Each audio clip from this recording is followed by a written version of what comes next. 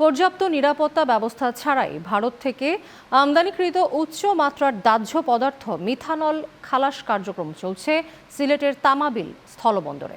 এমনকি হাজার হাজার শ্রমিকের কর্মব্যস্ততার এই বন্দরে নেই কোনো অগ্নি নির্বাপন ব্যবস্থাও। ফলে বড় ধরনের দুর্ঘটনার আশঙ্কায় দিন কাটছে বন্দরে কর্মরতদের। জাকারিয়া হোসেন জোসেফের তথ্যচিত্র দেখুন, ডেস্ক রিপোর্ট। সিলেটের তামাবিল স্থলবন্দর দেশের অন্যতম এই বাণিজ্যিক কেন্দ্র দিয়ে ভারত থেকে নিয়মিতই আসছে রাসায়নিক পণ্য মিথানল, যা অত্যন্ত দাহ্য ও বিপজ্জনক।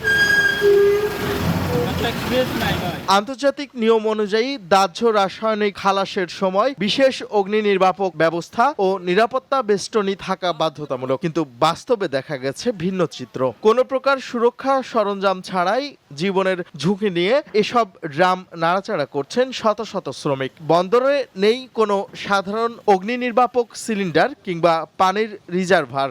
বড় কোনো দুর্ঘটনা ঘটলে আগুন নেভাতে তাকিয়ে থাকতে হয় ভারতের ডাউকি থেকে আসা অগ্নি নির্বাপক দলের উপর।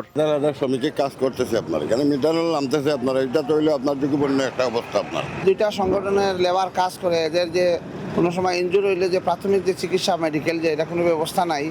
ফায়ার সার্ভিস হলে যারা শ্রমিক আছে যদি কোনো দুর্ঘটনা ঘটে যাতে দ্রুত সেটিকে নিভাতে পারে। অবশ্য বন্দর কর্তৃপক্ষ বলছে আধুনিকায়নের কাজ শেষ হলে মিটবে এই সংকট। চলমান উন্নয়ন প্রকল্পের অধীনেই একটি পূর্ণাঙ্গ ফায়ার হাইড্রেন্ট সিস্টেম গড়ে তোলার আশ্বাস দিয়েছেন বন্দর কর্মকর্তা।